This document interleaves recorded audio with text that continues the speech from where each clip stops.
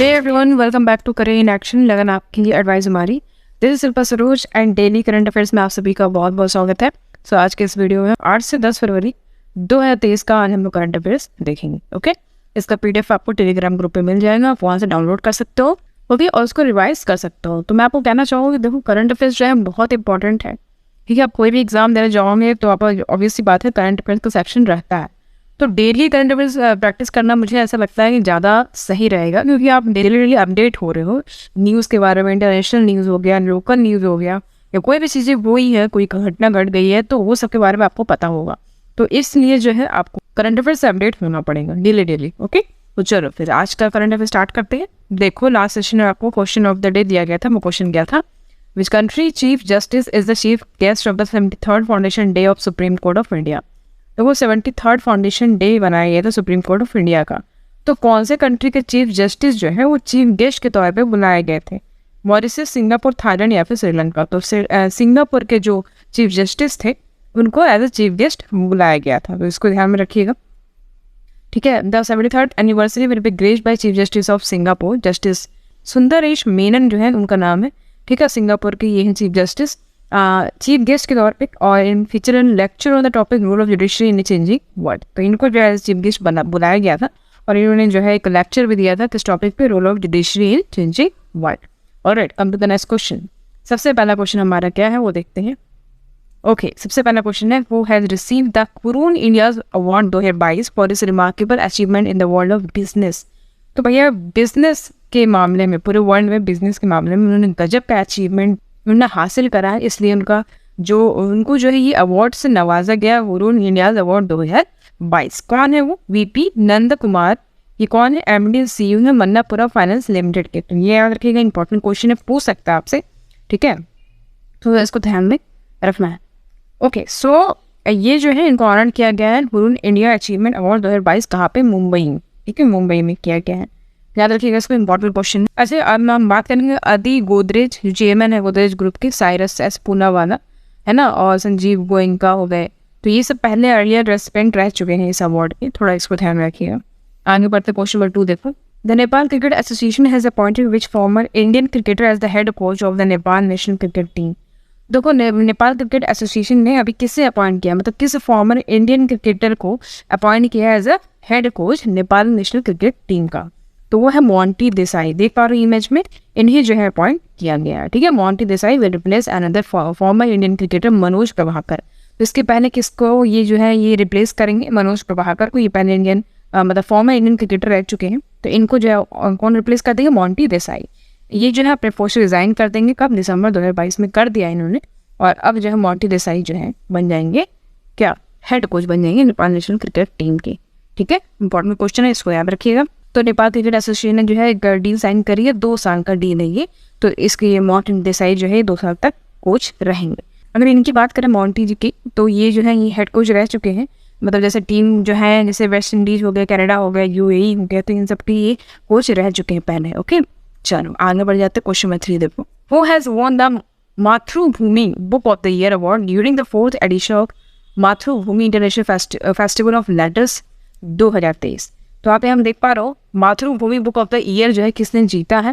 ठीक है, 4th addition हुआ है मातृभूमि इंटरनेशनल फेस्टिवल ऑफ लेटर्स का। कहाँ पे? केरला में हुआ है। तो ये मातृभूमि इंटरनेशनल फेस्टिवल ऑफ लेटर्स जो है ये इनॉग्रेट किया गया है 2023 के द्वारा, केरला के चीफ मिनिस्टर पिनराई विजयन उनके द्वारा। ठीक है, तो ये बुक के ऑथर है डॉक्टर पैंगी मोहन, इनको ये अवार्ड दिया गया। इनको जो है Mathrubhumi book of the year award दिया गया है। ठीक है, तो इसको याद रखिएगा। In this award he has given statute and 2 lakh rupees as a cash prize. तो इनको इस अवार्ड में 2 लाख का कैश प्राइज और एक स्टैट्यूट दिया गया है। ठीक है, तो इसको याद रखिएगा। आगे बढ़ते क्वेश्चन नंबर 4 है, who has won the emerging hero award and the sports star east sports conclave 2023 इन कोलकाता। तो देखो भैया, अभी sports star east sport conclave 2023 हुआ। कहाँ पे हुआ? कोलकाता में हुआ। तो उसमें जो है इमर्जिंग हीरो अवार्ड किसने प्रदान करा है? कौन जीता?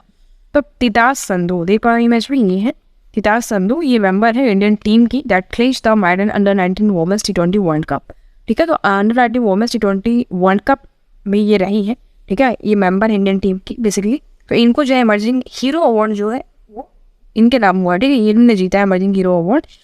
कहाँ पे? स्पोर्ट्स कॉन्क्लेव 2023 जो कोलकाता में अभी हुआ है वहाँ पे। ओके ओके, आगे बढ़ते क्वेश्चन नंबर 5 देखो, who has won the national ice hockey championship 2023 title. देखो अभी हाल ही में नेशनल आइस हॉकी चैंपियनशिप 2023 हुआ, तो किसने ये टाइटल जीता है? तो इंडो तिब्बतन बॉर्डर पुलिस, भैया अपना ITBP ने जीता है। ठीक है, ITBP का क्या फुल फॉर्म है? Indo Tibetan border police. ये जो 12th एडिशन हुआ ये कॉम्पिटिशन का, ये ऑर्गेनाइज किया गया था लद्दाख लेह में, यानी कि ये नेशनल आइस हॉकी चैंपियनशिप कहाँ पे हुआ? लद्दाख लेह में हुआ। ठीक है, ये चैंपियनशिप ऑर्गेनाइज किसने करा है? Ice hockey association of India ने इसको ऑर्गेनाइज करा था। तो इसको थोड़ा सा याद रखिएगा, कुछ इंपॉर्टेंट चीज़ें मैंने बताया आपको। ठीक है, अच्छा यहाँ से और क्या हम जान सकते हैं? अच्छा, अब ITBP की बात कर रहे हैं तो इंडियन तिब्बतन बॉर्डर पुलिस की बात करें तो ये 1962 में इस्टेब्लिश किया गया था। ठीक है, जब इंडो चाइना वॉर हुआ आपका 1962 में, उसी के बाद से जो है इसका स्थापना हुआ था।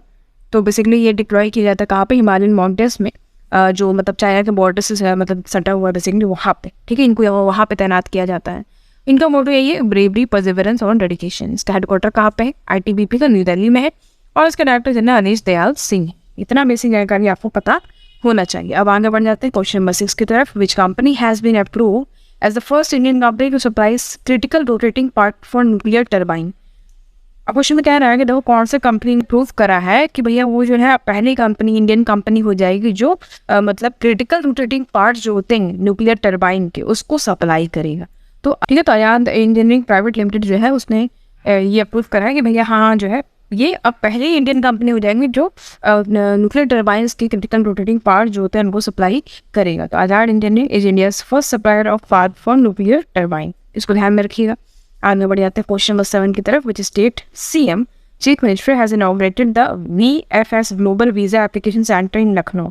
तो किस स्टेट के चीफ मिनिस्टर जो है अभी हाल ही में इनॉग्रेट करा उन्होंने VFS global visa application centre, कहाँ पे? लखनऊ में।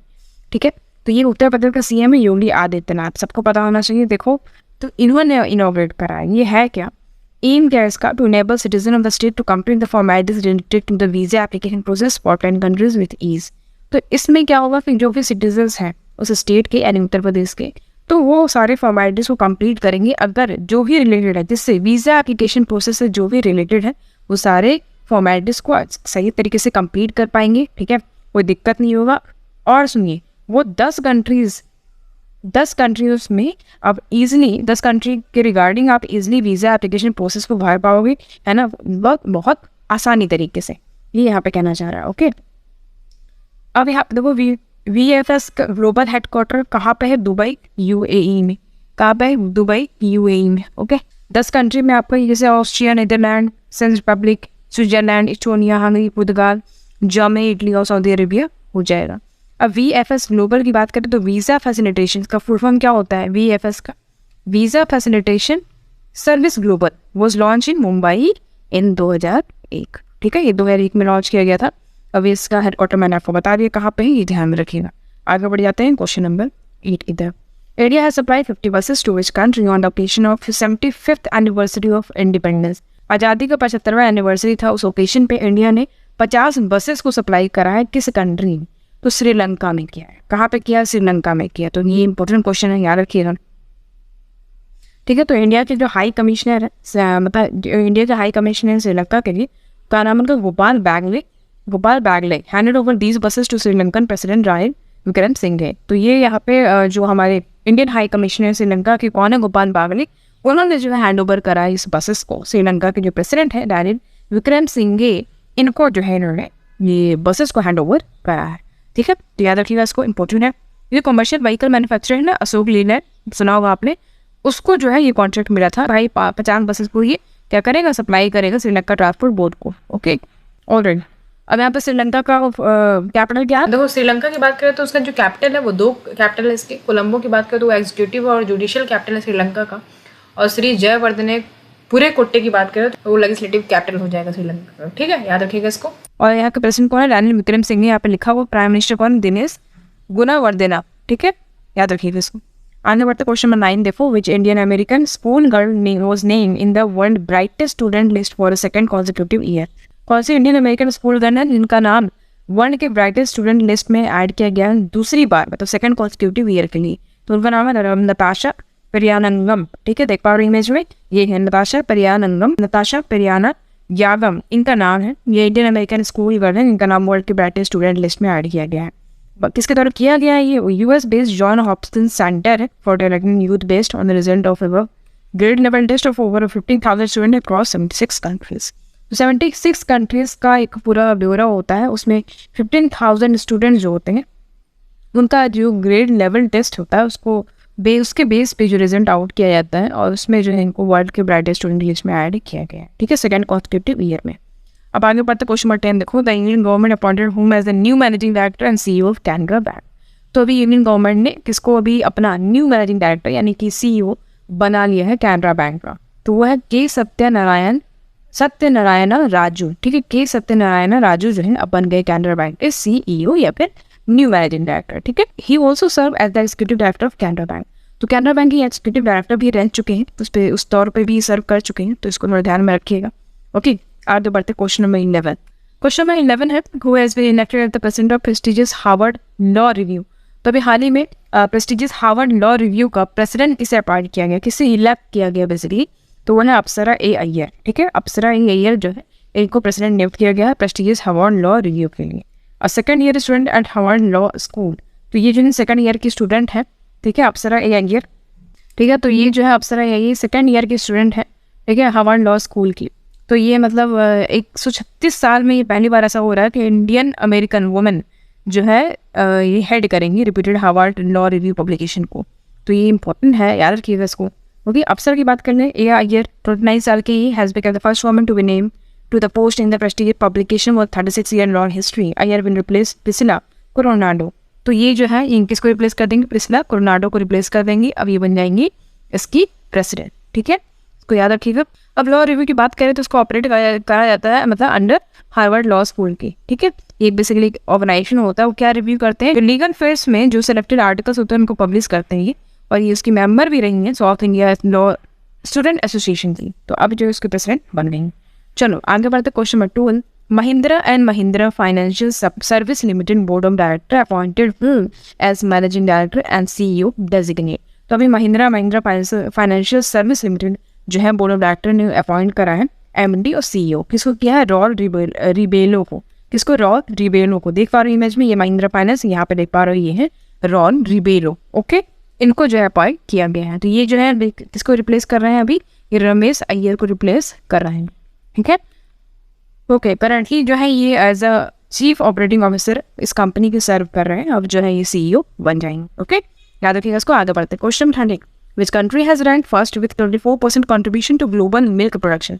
तो बहुत ही जबरदस्त क्वेश्चन है भैया, देखो कौन से कंट्री जो है पहला रैंक पे आया है, 24% कंट्रीब्यूशन इसने दिया है ग्लोबल मिल्क प्रोडक्शन के मामले में।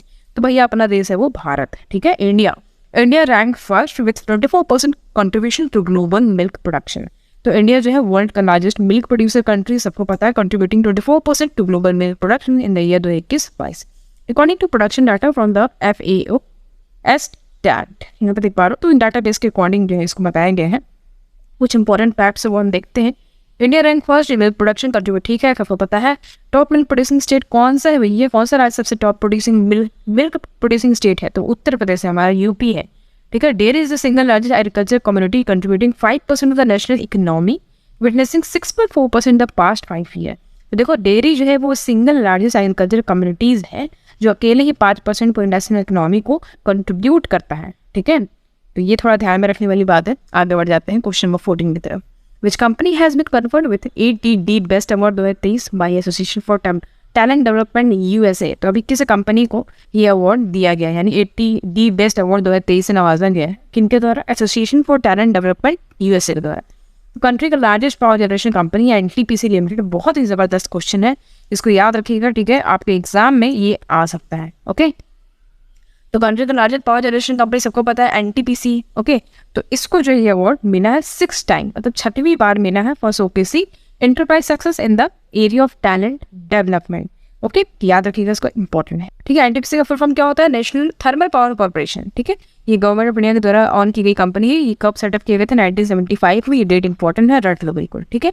और विंध्याचल थर्मल पावर स्टेशन की बात करें जो सिंगरौली डिस्ट्रिक्ट में मध्य प्रदेश की, उसका इंस्टॉल कैपेसिटी कितना है? 4760 मेगावाट, ठीक है, जो कि बिगेस्ट थर्मल पावर प्लांट है भारत का, ठीक है, समझ में आया? Okay, so it is a coal based power plant owned and operated by NTPC. तो ये जो है कोल बेस्ड पावर प्लांट है जिसको ऑन किया गया किसके द्वारा, एनटीपीसी के द्वारा। इसका हेडक्वार्टर न्यू दिल्ली में है। चेयरमैन कौन है, गुरदीप सिंह, एनटीपीसी के। ठीक है, इतना बेसिक जानकारी तो पता ही होना चाहिए आपको। आगे बढ़े तो question 50, who has launch its controversial artificial intelligence chatbot name Bard. अभी हाल ही में किसने अभी जो है कन्वर्सेशनल आर्टिफिशियल इंटेलिजेंस यानी कि एआई चैटबॉट का नाम रखा बार्ड, उसको लॉन्च किया है। तो गूगल ने लॉन्च करा है। ठीक है, अब इसमें होगा क्या, it will be directly competing with Microsoft back from open AI chat GPT. ठीक है, तो अब ये है क्या, इसके बारे में थोड़ा देख लेते हैं। It will combine the words knowledge with the power intelligence and creativity of language model. जरा देखते हैं क्या है। देखो, व्हाट इज चैट जीपीटी, क्या है ये। ओपन एआई, एआई मतलब होता है आर्टिफिशियल इंटेलिजेंस, जीपीटी मतलब होता है जनरेटिव प्री ट्रेन ट्रांसफॉर्मर। ठीक है, transformer. Artificial intelligence AI research company open AI announce chat GPT. तो वो artificial intelligence research company open AI जो है इसने अनाउंस करा है चैट जीपीटी। ठीक है, अभी चैट जीपीटी क्या है, ये एक प्रोटोटाइप डायलॉग है based AI chat bot capable of understanding natural human language and generating impressively detail human like written text. अब इसमें क्या होगा, देखो जैसे कि आप, ये होता नहीं है कि हम ह्यूमन लैंग्वेज हम समझ लेते हैं कि भाई सामने वाला किस तरीके से रिप्लाई कर रहा है, उसको सब कुछ समझ के फिर एक इम्प्रेसिव तरीके से जो डिटेल ह्यूमन एनालिसिस करके हम उसको उसी तरीके से रिप्लाई करें, तो वो यहाँ पे किया जा रहा है। तो चैट जीपीटी का काम यही रहेगा कि ह्यूमन नेचर को, ह्यूमन का लैंग्वेज को समझो, अंडरस्टैंड करो और फिर उस तरीके से उसको डिटेल ह्यूमन तरीके से उसको रिटन टेक्स्ट में रिप्लाई दिया जाए। तो ये बेसिकली यहाँ पे कहने का मतलब है। ठीक है, तो ये एक समझो कि चैट बॉट है जिसका काम क्या है, ह्यूमन लैंग्वेज को अंडरस्टैंड करना और फिर जनरेटिंग और उसके बाद जो है impressive human written text generate करना। ठीक है, तो ये जो है ये किस पे बेस्ड है, GPT 3.5 deep learning language model के ऊपर बेस्ड है। जब क्या प्रोवाइड करेगा, ह्यूमन लाइक टेक्स्ट प्रोवाइड करेगा। तो बहुत ज़बरदस्त चीज़ है ये, याद रखिएगा। और इसमें चैट जीपीटी हिट ने जो है हिट भी कर लिया 1 मिलियन यूजर्स 5 डेज में, यानी 5 डेज में इसको यूज़ भी कर लिया लोगों ने, है ना। तो ज़बरदस्त है, मस्त है। ठीक है, चलो एआई चैटबॉट बार्ड जो है ये हेल्प करेगा कि ऐसे इन्फॉर्मेशन को ड्रॉ करना, मतलब वेब से जो हाई क्वालिटी रिस्पॉन्स प्रोवाइड करते हैं।